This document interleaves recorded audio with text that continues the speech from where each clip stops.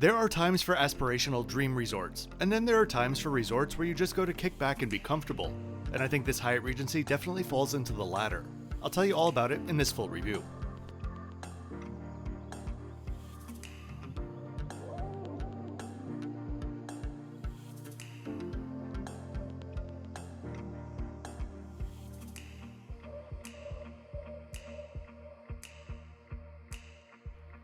If you're new to the channel, hi there, I'm Kevin the Flip-Flop Traveler.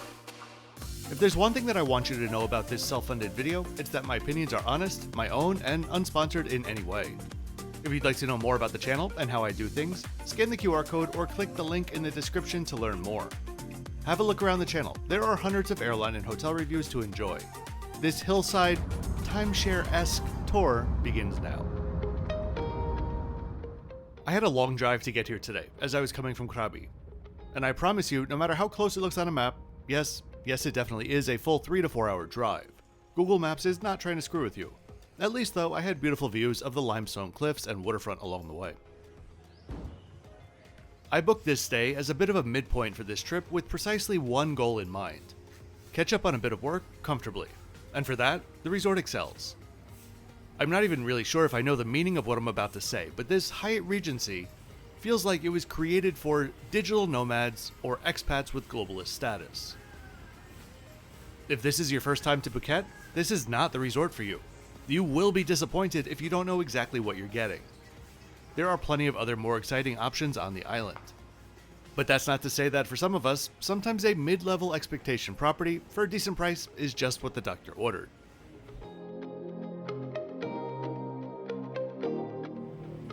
From the moment of arrival, the staff were on point when it came to requests, buggies, and just general land of smile-ness. This Hyatt Regency was built in 2013 and was the third Hyatt to be built in all of Thailand. Currently, it has 201 rooms and had a full renovation in 2021.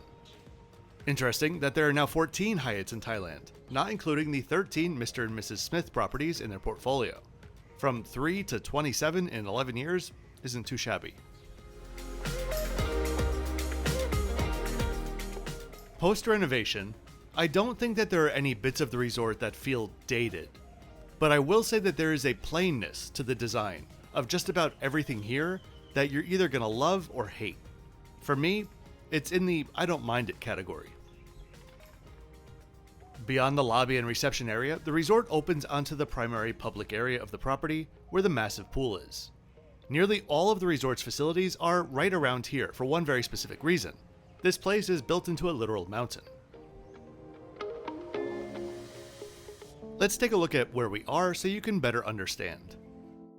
In the southwest of the country, Phuket is Thailand's largest island, sitting in the Andaman Sea. The resort is just on the south side of Kamala Beach, known for its laid-back and upscale vibe, often referred to as Millionaire's Mile. The area in general is a great place on the island to base yourself.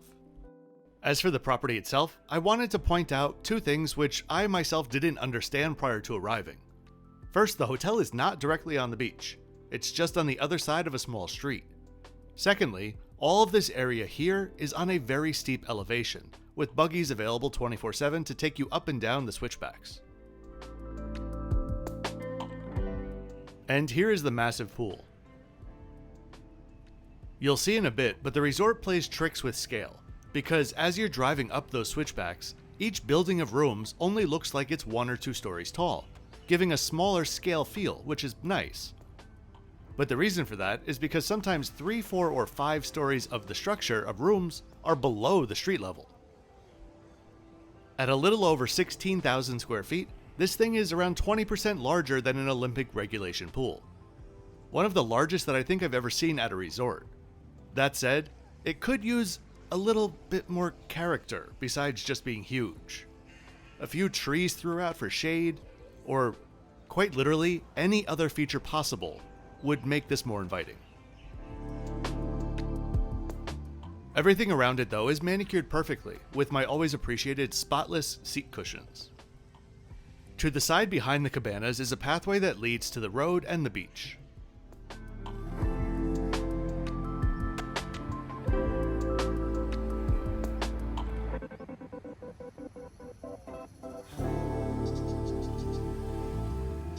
This area just wasn't set up yet because it was still very early. The beach itself is very typical of many Phuket beaches. Shallow, very tidal waters, packed golden sand, and a nice and clean environment. Okay, let's head up to my room. While we're heading up there, my room literally being at the top, please excuse the shots being filmed walking down, since, well, I was happy to walk down, but not so much to walk up.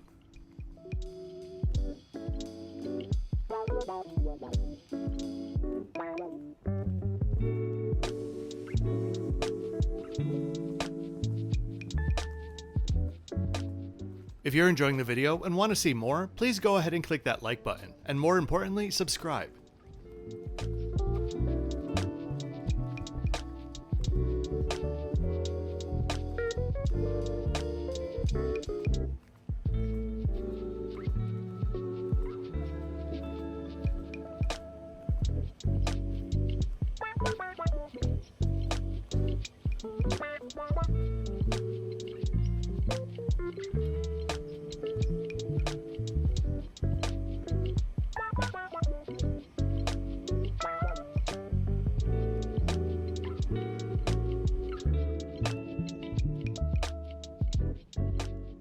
On the way up there, we can make a quick stop to check out Casa Boho, their Latin restaurant, which gives me the vibe that this used to maybe be like a presidential villa, considering that there's a pool attached to it.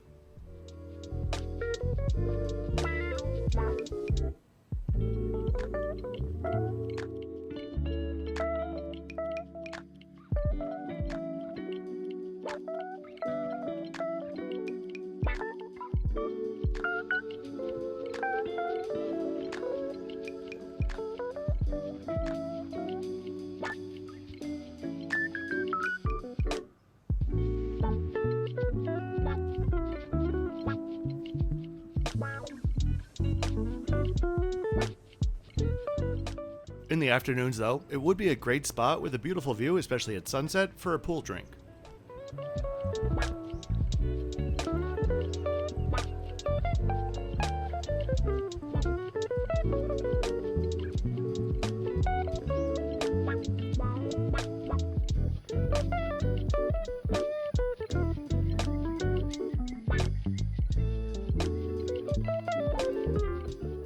This is my building, which I believe had 16 rooms over 4 floors, this being the top floor.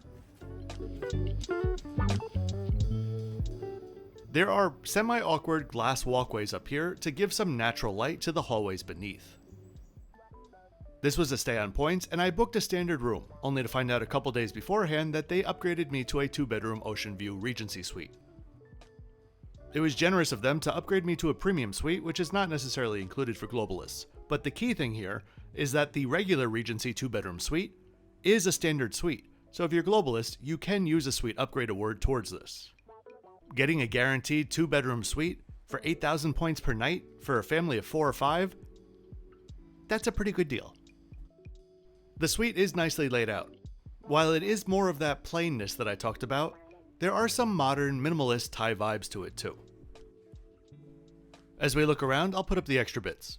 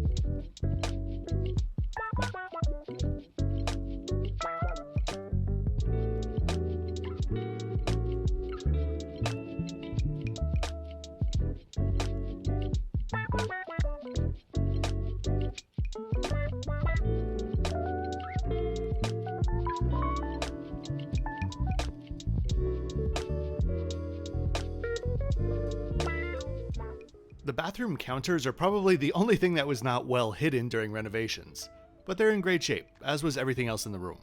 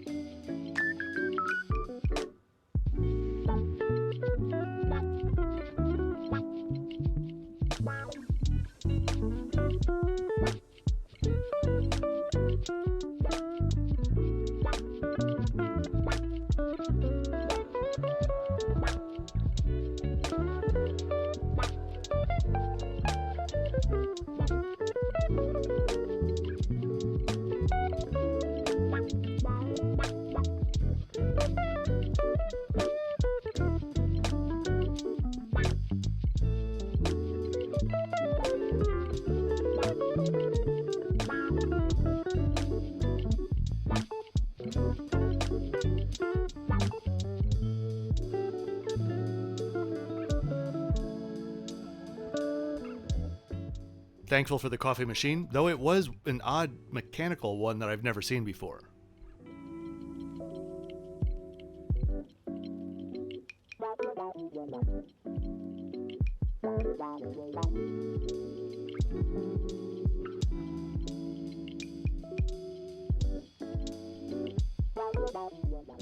And here's the second bedroom, which can be accessed from the hall or from the bathroom.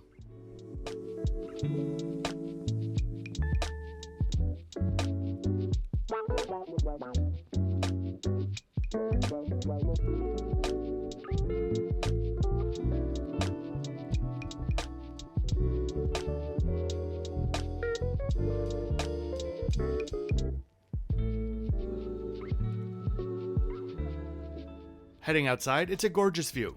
The only exception to that being that this particular building, which is all the way on the side of the resort, is slightly behind a defunct hotel project. A Ramada, if I remember correctly.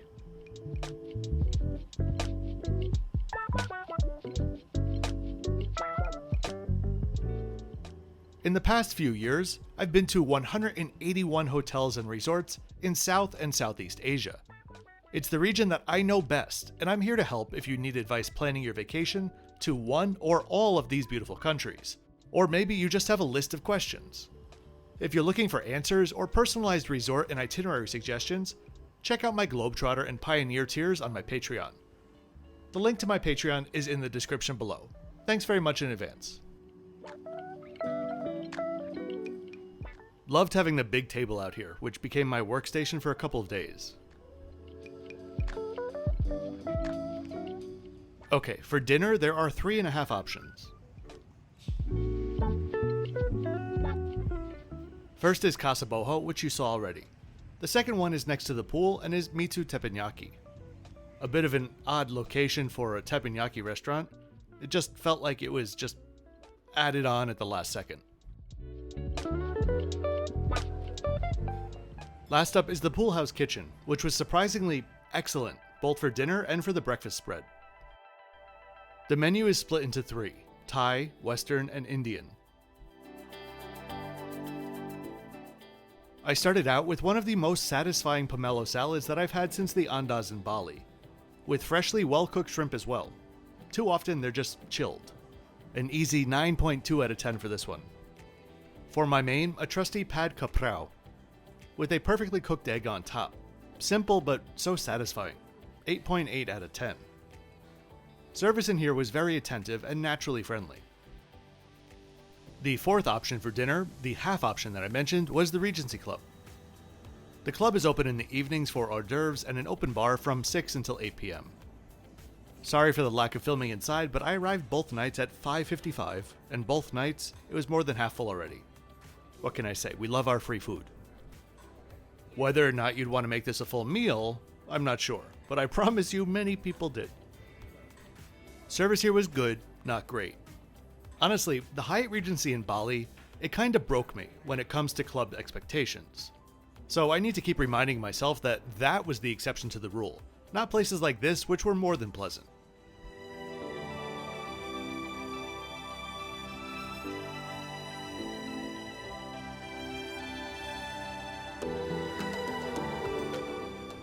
Okay, let's head to the Pool House Kitchen for breakfast.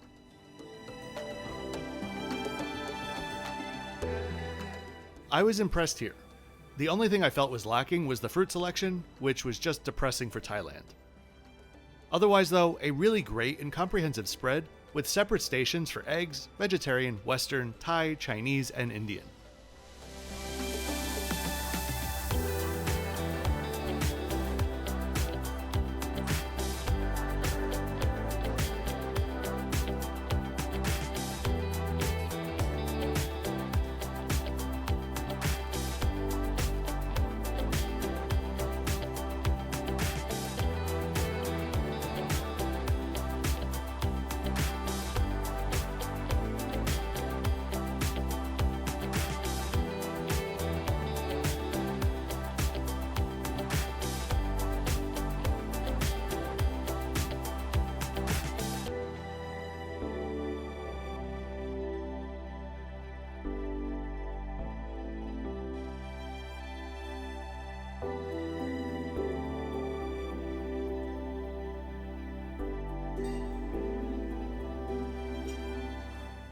Overall, I'm gonna give this a really respectable number 60. I get the feeling that, and I'm pretty sure privately that the management would agree with me on this one, the feeling that the resort owners and managers know what they're working with. They know that perhaps their hard product has limited appeal, so there's a distinct effort into elevating other soft services such as the food and service to balance that out. There was also a small fitness center just off of the lobby which was always full. Overall, if you have no allegiance to Hyatt, I'm not too sure why you would pick this property. But if you have a penchant for giant pools, good food, and have club access, then for the price it's a really great comfortable stay, which I'd return to personally for those very reasons. Sometimes less really can be more. So I really do hope that you enjoyed this resort review today. If you did, please click that thumbs up button and subscribe with notifications on so you don't miss out on my twice weekly videos. This is the last video that I'm editing before a trip, so I'll see you next time from Egypt or here again in Phuket. I'm not really sure yet. Either way, thanks for watching until the end.